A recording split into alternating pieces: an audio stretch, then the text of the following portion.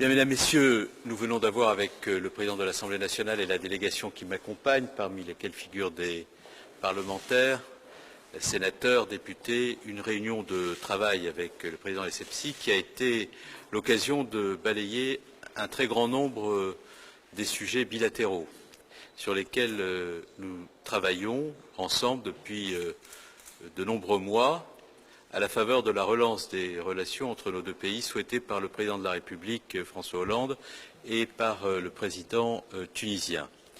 Cette coopération, elle est dictée bien entendu par les circonstances particulières où se trouvent nos deux pays en raison des attaques terroristes qu'ils ont subies et des circonstances particulières où se trouve également la région. Cette rencontre avec le Président a été l'occasion de réaffirmer la volonté de notre pays d'être résolument aux côtés du peuple tunisien et de son gouvernement dans le domaine de la lutte antiterroriste, ce qui nous a conduit au cours des dernières années, notamment des derniers mois, à renforcer notre coopération dans de multiples domaines. Ce sont en 2017 132 actions de coopération dans le domaine de la lutte antiterroriste qui seront mises en œuvre et qui iront de la formation des forces en charge de la lutte antiterroriste jusqu'à la lutte contre la fraude documentaire, en passant par le renforcement des échanges d'informations entre nos services de renseignement. Nous avons également évoqué ce qui relève des relations économiques bilatérales. Elles sont extrêmement denses. Je donnerai simplement quelques chiffres qui sont évocateurs de la force de ces relations. La France est présente à travers ses entreprises en Tunisie et malgré les crises que la Tunisie a pu traverser, aucune de ces entreprises n'est partie. Ce sont 1300 entreprises qui représentent près de 140 000 emplois qui sont aujourd'hui présentes en Tunisie et qui développent en partenariat souvent avec des acteurs tunisiens de l'activité économique dans des secteurs absolument stratégiques.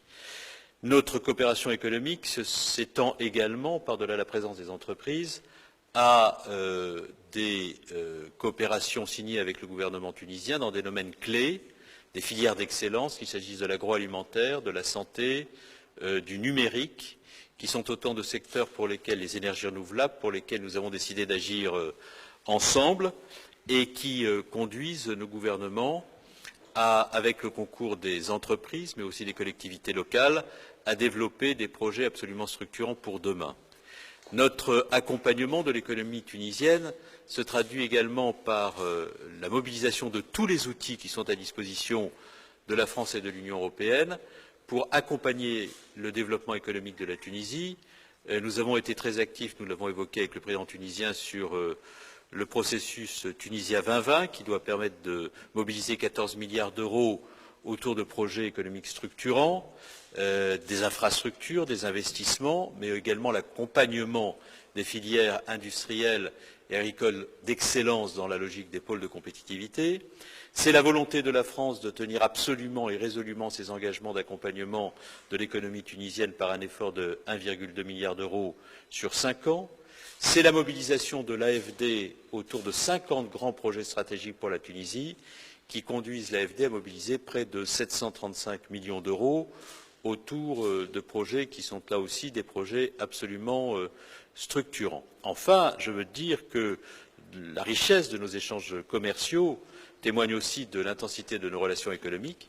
La France importe pour 4,2 milliards d'euros de produits tunisiens, ce qui témoigne de l'excellence de ces produits, de la grande confiance que nous avons dans le tissu économique tunisien et de la capacité dans laquelle nous sommes de faire avec la Tunisie du développement économique dans la confiance et dans la solidarité. Enfin, troisième sujet, nous avons évoqué la relation humaine qui existe entre nos deux pays, qui se traduit par les échanges culturels. Il y a la perspective en 2020 des échéances liées à l'organisation du sommet de la francophonie. Nous y travaillons ensemble. La francophonie est un extraordinaire lien.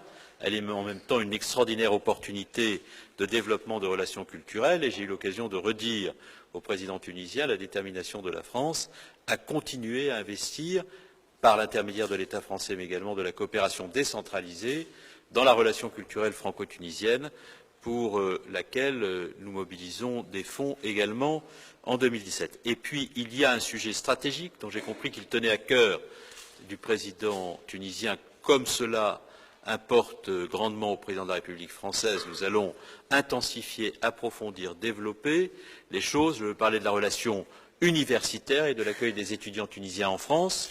Ce sont près de 13 000 étudiants tunisiens qui sont accueillis dans les universités françaises, c'est très significatif. Le nombre de visas qui ont été octroyés aux Tunisiens pour faire du développement économique en France ou pour être accueillis dans les universités a augmenté. Nous sommes désormais à près de 140 000 visas attribués. Là, nous étions à 90 000 visas en 2012. Et nous souhaitons développer, dans des conditions de confiance et de partenariat, l'accueil des étudiants tunisiens dans les universités françaises. Ceux qui y sont connaissent des parcours d'excellence. Ils sont ensuite, pour certains nombres d'entre eux, dans les filières scientifiques, engagés dans des laboratoires de recherche qui permettent ensuite de faire du développement économique et de la création de start-up et de l'essaimage d'entreprises ici en Tunisie. C'est donc stratégique pour la recherche et le développement et la croissance dans nos deux pays. Vous voyez donc, nous avons évoqué beaucoup de questions, beaucoup de sujets. Nous avons évoqué, bien entendu, la situation en Syrie et la situation en Libye, mais j'évoquerai ces sujets dans mes prises de parole ultérieures, puisque j'aurai à traiter de ces questions avec le chef du gouvernement et que, vous le savez, je rencontre M. Sarraj dans quelques instants, de manière à évoquer la totalité de ces sujets également avec lui, et je m'exprimerai sur ces questions à l'occasion du point presse que je ferai avec le chef du gouvernement à la fin de la matinée. Merci à vous.